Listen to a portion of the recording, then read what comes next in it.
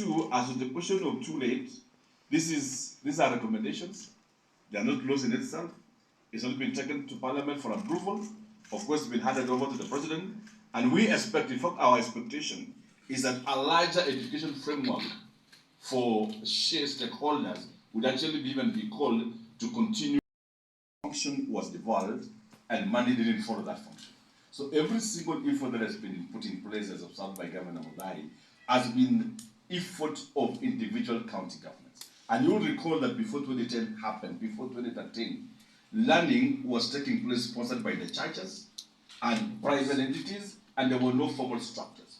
Today, as we speak, there are basic formal learning happening in ECDs. Teachers have been employed. We have classrooms, we have facilities, and we have resources done exclusively by the effort of the county governors without the support of the national government or without the support. In fact, in the shareable revenue, it doesn't even exist. So when I hear a conversation from Parliament saying that they want to take back the money in the shareable revenue to pay TSC, what do they take what does not exist in the first place? And this is really where we're having a point. And just to say this, we want also to ask the ministry to stop being mischievous. For example, we as stakeholders, when the team handed over their report, we wrote to them asking them to supply copies to COG. The only copy they gave is this copy, this one. And up to today, even in the morning, when we have written to them and asked them to give us copies, they refused to give us copies. We don't know for what reason, why they are holding documents that belong to the public. So we are asking them to stop being mischievous, because remember that most of these functions, the FTCs and the ECDE, are protected by the Constitution, which provides for the separation of powers and the devolved functions existing between the two levels of government. Thank you. The national government, the GOK, and the Ministry of Education has never funded a single event, a single function in ECD. Everything you see in ECD today, infrastructure that has been done, teachers that have been have been hired, any papers that have been written, any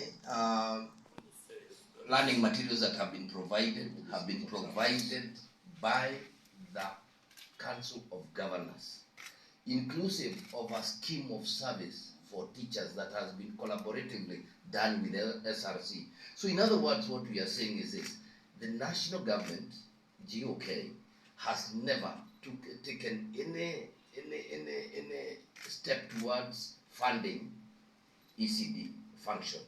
Even what was devolved did not exist. And further to that, it's important to say that we as a country and as the COG have made tremendous progress. What COG to develop an intergovernmental agreement for hiring and remuneration of primary teachers.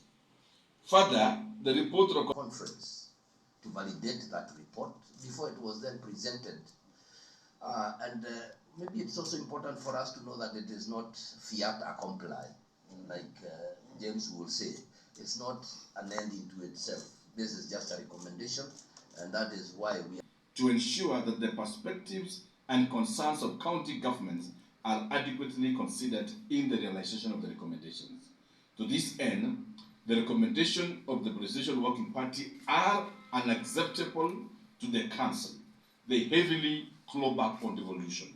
This includes, number one, the establishment of a comprehensive school system where all levels of learning are headed by one head of institution without regard to delineated functions in the Constitution.